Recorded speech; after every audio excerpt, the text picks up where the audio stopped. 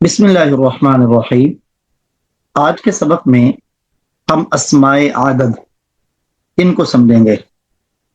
अस्मा ये इस्म की जमा है, आदद ये गिनती को कहते हैं। उमूमन गिनती बोलते वक्त, लिखते वक्त मुगालता लग जाता है, लेकिन इंशाअल्लाह इस सबक को समझ लेने के बाद ये मुगालता कभी नहीं लगेगा। गिनती वही 1 2 3 4, जैसे अरबी में आप वाहिद, इस्नान, सलासा, अरबा, खमसा आखिर तक कहते हैं। जिसको इंसान शुमार कर रहा हो उसे कहते हैं मादूद। मादूद जिसे शुमार किया जा रहा हो। मसलन आप किताबें गिन रहे हैं, आपने कहा सलासतु कुतुबिन। इस इबारत में लफ्ज सलासा ये आदद है, इसको मुमय्यज भी कहते हैं। कुतुबिन ये मादूद है, इसे तमयीज भी कहते हैं। तो मादूद जिसे गिना जा रहा हो। तो सबसे पहले हम आदाद के कुछ ग्रुप बनाते हैं इनको समझने के लिए। आप इब्तिदाअन पहला जाबिता, मुख्तलिफ जाबिते पढ़ते हैं आदाद के क़वाइदो ज़वाबित। उनमें पहला जाबिता, जाबिता नंबर 1, उसका ताल्लुक है 1 और 2 के साथ। 1 और 2। जाबिते को समझने से पहले ये बात समझ लें कि अरबी जुबान में आदाद की बुनियाद 12 कलिमे हैं। यानी 12 कलिमे हमें समझ आ जाए तो जितनी गिनती है सारी की सारी इन 12 कलिमात से ही मिलकर बनती है। उन 12 कलिमात में एक तो है 1 से 10 तक, वाहिद, इस्नान, सलासा, अरबा, खमसा, सित्ता, सबआ, तमानिया, तिसा, आशरा। यहां देखें सारे आदाद अलग अलग हैं, जुदा जुदा शक्लें हैं इनकी। फिर बाकी सारे इन्हीं से मिलकर बनेंगे। एक मिआ और एक अल्फ, हजार। मिआ 100 को कहते हैं, अल्फ 1000 को कहते हैं। तो अरबी जुबान में बड़े से बड़ा आदद वो अल्फ का लफ्ज है। बाकी जितने भी गिनती बनेगी वो सारे इस अल्फ के लफ्ज के साथ मिलकर ही बनती रहेगी। अब इनके क़वाइदो ज़वाबित को समझिएगा। पहला ज़ाबिता उसका ताल्लुक है 1 और 2 के साथ। 1 और 2 जिसे आप वाहिद और इस्नान कह लें। वाहिद और इस्नान का कायदा और ज़ाबिता ये है कि ये मादूद के मुताबिक आते हैं।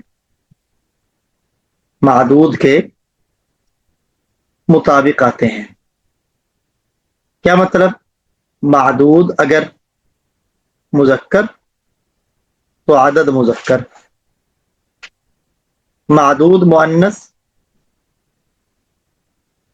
तो आदद मुअन्नस। इसमें पहली बात आपने समझी कि ये मादूद के मुताबिक आएंगे, तज़कीर व तानीस में। दूसरी बात, ये मादूद के बाद आते हैं।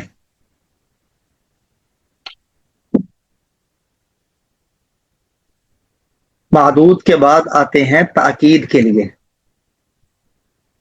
यानी मादूद की अंदर मौजूद चीज को पुख्ता और मजबूत करने के लिए। 1 का तज़किरा लफ्ज के अंदर ही होता है, 2 का भी लफ्ज के अंदर ही होता है, लेकिन आदत आकर उसको मजीद पुख्ता बना देता है। मिसाल के तौर पर आप कहते हैं एक किताब, اب اردو میں آپ نے پڑھا ایک کتاب، بسا اوقات ہم اس کا ترجمہ اسی طرح کرتے ہیں، پہلے واحد، واحد کتاب. یہ ترجمہ غلط ہے. عدد بعد میں آئے گا، پہلے معدود جسے گنا جا رہا ہے وہ کتاب ہے، کتاب واحد. یہاں غور کریں، لفظ کتاب مذکر ہے، معدود تو واحد عدد بھی مذکر ہے، اور عدد جو ہے وہ معدود کے بعد آیا ہے. آیا کس لیے ہے؟ تاکید کے لیے، کیونکہ کتاب کا معنی بھی ایک کتاب ہے. آگے عدد آ گیا تو اس نے اس ایک والے معنی کو مزید پختہ کر دیا. یہ تو ایک کی مثال ہے. اسی طرح اگر میں کہوں دو کتابیں، تو گنتی میں دو پہلے آیا، دو کتابیں.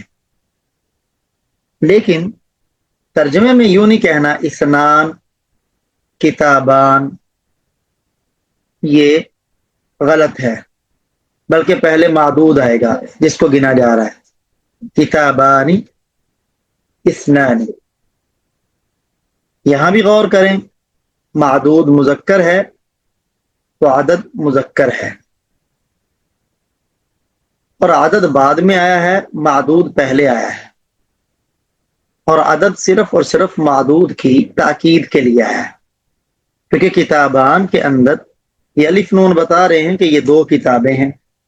پھر اس کے بعد دو کا لفظ لے کے آنا صرف اور صرف اس کو پختہ کرنے کے لیے، مضبوط بنانے کے لیے. یہ مذکر کی مثالیں ہیں. اسی طرح مؤنث کی، قراصۃ واحدہ، ایک کافی، قراصتان، اثنتان. واحد اثنان مذکر ہے، واحدہ اثنتان یہ مؤنث ہے. تو پہلا ضابطہ ہوا کہ عدد معدود کے مطابق آئے گا. تذکیر و تانیث میں عدد معدود کے بعد آئے گا اس کی تاکید کے لیے. دوسرا ضابطہ اس کا تعلق ہے 3 سے 10 تک. ضابطہ نمبر 2 یہ ہے 3 سے 10 تک. من 3 إلى 10، من 3 إلى 10، 3 سے لے کر 10 تک. یہاں عدد معدود کے تذکیر و تانیث میں، تذکیر و تانیث یعنی مذکر مؤنث ہونے میں معدود کے مخالف ہوگا. کیا مطلب؟ اگر معدود مذکر ہے، معدود مذکر تو عدد مؤنث. اگر معدود مؤنث ہے تو عدد مذکر ہے، الٹ ہوگا. اسے علمی اصطلاح میں کہتے ہیں خلاف القیاس، کہ 3 سے 10 تک عدد یہ خلاف القیاس آئے گا. قیاس یعنی قاعدہ اور ضابطہ. اس کا ضابطہ تو یہ ہونا چاہیے تھا کہ مذکر کے لیے مذکر ہو، مؤنث کے لیے مؤنث ہو، لیکن یہاں خلاف القیاس ہوگا. یہ پہلی بات. دوسری بات، معدود جمع مجرور آئے گا، جمع بھی ہوگا اور مجرور بھی ہوگا. باقی تمام اعداد میں یہ عدد پہلے ہوگا، معدود بعد میں. صرف واحد اور اثنان میں ہی عدد بعد میں آتا ہے، باقی تمام اعداد میں یہ عدد پہلے آئے گا اور معدود بعد میں آئے گا. تو پہلی بات کہ عدد معدود کے مخالف ہوگا مذکر مؤنث میں. دوسری بات، معدود ہمیشہ جمع مجرور ہوگا. تیسری بات، عدد پہلے ہوگا، معدود بعد میں ہوگا۔ مثال کے طور پر آپ کہتے ہیں 3 کتابیں، کتاب کی جمع آتی ہے کتب، تو کتاب یہ مذکر ہے۔ اب اس کے لیے ہم عدد لے کے آئیں گے مؤنث، ثلاثۃ کتب، یہ جمع آئے گا، کتب اور مجرور آئے گا۔ یہاں غور کریں، یہ معدود مذکر تھا، جمع میں یہ مذکر مؤنث کا اعتبار مفرد کے ساتھ ہوتا ہے، تو معدود مذکر تھا، عدد کو مؤنث لے کے آئے، اور معدود کو جمع مجرور لے کے آئے۔ عدد پہلے ہے، معدود بعد میں ہے۔ جیسے قرآن میں بھی آتا ہے نا، اربعۃ اشہر، اربعۃ اشہر شہر کی جمع ہے نا، اور اربعہ عدد جو ہے وہ مؤنث آیا۔ جیسے میں آپ کو مؤنث کی مثال دے دوں، مثال کے طور پر آپ کہتے ہیں اربع نسوۃ، یہاں دیکھیں نسوہ امرأۃ کی جمع ہے، امرأہ مؤنث ہے، تو یہ معدود مؤنث آیا۔ اس کے الٹ عدد مذکر آیا، اور معدود کو جمع مجرور لایا گیا۔ صرف جمع مجرور 3 سے 10 تک کا ہی آتا ہے، جمع اور مجرور۔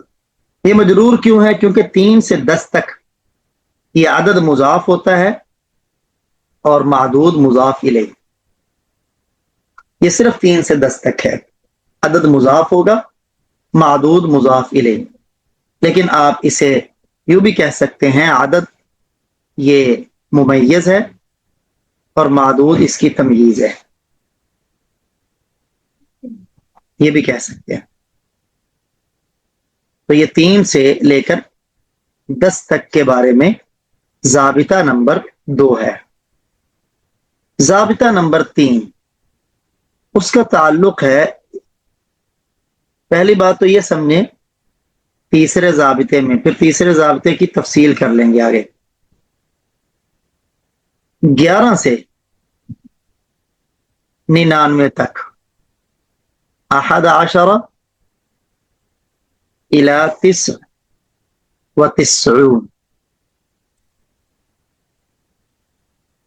11 سے 99 تک معدود یہ مفرد منصوب آتا ہے، مفرد بھی ہوگا اور منصوب بھی ہوگا، یہ بات ذہن میں رکھیے گا۔ 11 سے 99 تک کا معدود مفرد منصوب ہے، 3 سے 10 تک کا معدود جمع مجرور ہے، اور 100 اور 1000 اس کا معدود مفرد مجرور ہے۔ 11 سے 99 تک کا مفرد منصوب، 3 سے 10 تک کا جمع مجرور، 100 اور 1000 کا مفرد مجرور۔ اچھا، لیکن یہ آگے اس ضابطے کی مزید تفصیل ہے۔ آپ کے پاس یہ جو 2 عدد ہیں نا، 11 اور 12، 12 ان کے بارے میں مستقل ضابطہ ہے۔ اس ضابطے کا تعلق 11 اور 12 کے ساتھ ہے۔ کیا مطلب 11 اور 12 کا؟ یا آپ اس سب کو لے لیں، چلیں اس کو 11 اور 12 کو لے لیں کہ یہ دونوں عدد یہ موافق القیاس ہے۔ خلاف القیاس تو تھا نا کہ معدود مذکر تو عدد مؤنث، اور موافق القیاس یہ ہے کہ اگر معدود مذکر ہے تو عدد مذکر ہے، معدود مؤنث ہے تو عدد مؤنث ہے۔ یہ عدد کے دونوں جز، احدہ بھی مؤنث ہوگا، عشرہ بھی، اثنا بھی مؤنث ہوگا۔ اگر معدود مذکر ہے تو دونوں جز مذکر ہوں گے، معدود مؤنث ہے تو دونوں جز مؤنث ہوں گے۔ مثال کے طور پر میں کہتا ہوں، جیسے قرآن میں یوسف علیہ السلام نے کہا تھا میں نے 11 ستارے دیکھے، تو لفظ کیا بولا؟ رأیت احد عشر کوکبا۔ یہاں غور کریں، لفظ کوکب یہ مذکر ہے، احد بھی مذکر ہے، عشرہ بھی مذکر ہے، اور یہ مفرد منصوب بھی ہے، 11 سے 99 تک مفرد منصوب ہوتا ہے۔ اسی طرح اثنا عشرہ کوکبن، یہ کوکبن کے ساتھ اگر آپ اثنا عشرہ لگائیں گے، اثنا عشرہ کوکبن، تو دیکھیں یہاں بھی دونوں جز، یہ بھی مذکر یہ بھی مذکر، اور یہ بھی مذکر اور مفرد منصوب، یہ مذکر کی مثال ہے۔ اسی طرح آپ مؤنث کی مثال سمجھ لیں، ہمارے پاس گویا 11 عورتیں کہہ لیں، تو احدہ مذکر ہے، اس کی مؤنث آتی ہے احدا، اور عشرہ کی مؤنث آتی ہے عشرۃ، امرأۃن، 11 عورتیں، یہ امرأہ معدود مؤنث تھا تو دونوں جز مؤنث ہوئے، اور یہ مفرد منصوب بھی ہے۔ یہ تو ہو گیا احدا عشرۃ۔ اسی طرح اثنا عشرہ مذکر ہے، اس کی مؤنث آتی ہے اثنتا عشرۃ، عشرۃ امرأۃ، 12 عورتیں، دیکھو دونوں جز یہاں یہ مؤنث آئے، تو 11 12 اس کا ضابطہ یہی ہے کہ یہ دونوں جز معدود کے مطابق ہوں گے تذکیر و تانیث میں۔ پھر باقی آپ لے لیں 11 12 کے بعد 21 22 31 32 آخر تک 91 92 تک ابتدائی 2 عدد، تو ان کے اندر بھی یہ عدد کے مطابق ہوں گے۔ یہ جو دہائی ہے نا، دہائیاں یہ ہیں، 20 20 کو کہتے ہیں، 30 30 کو، 40 40 کو، 50 50 کو، 60 60 کو، 70 70 کو، 80 80 کو، 90 90 کو، یہ دہائیاں ہیں۔ یہ دہائیاں یوں ہی رہیں گی، ان کے اندر تبدیلی نہیں آتی، چاہے معدود مذکر ہو یا مؤنث ہو۔ ہاں، اس سے پہلے والا عدد اگر 1 اور 2 ہے تو وہ بھی معدود کے مطابق ہوگا، یعنی اگر معدود مذکر ہے تو یہ پہلے والا عدد 1 ہو یا 2 ہو یہ بھی مذکر ہوگا، اور اگر معدود مؤنث ہے تو یہ مؤنث ہوگا۔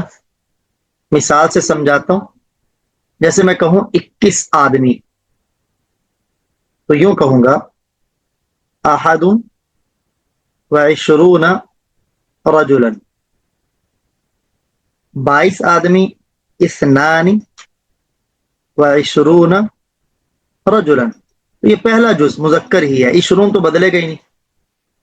اگر مؤنث کے بارے میں کہوں 21 عورتیں، تو کہوں گا احدا وعشرون، یہ 20 وہی رہے گا، امرأۃ، یا اثنتان وعشرون امرأۃ، بعد والا عدد معدود جو ہے مفرد منصوب ہی رہے گا۔ میں امید کروں گا کہ یہ ضابطے آپ سمجھ چکے ہوں گے، بقیہ ضابطے انشاءاللہ آنے والے سبق میں سمجھ کر پھر ان کے اوپر انشاءاللہ اجرا کریں گے۔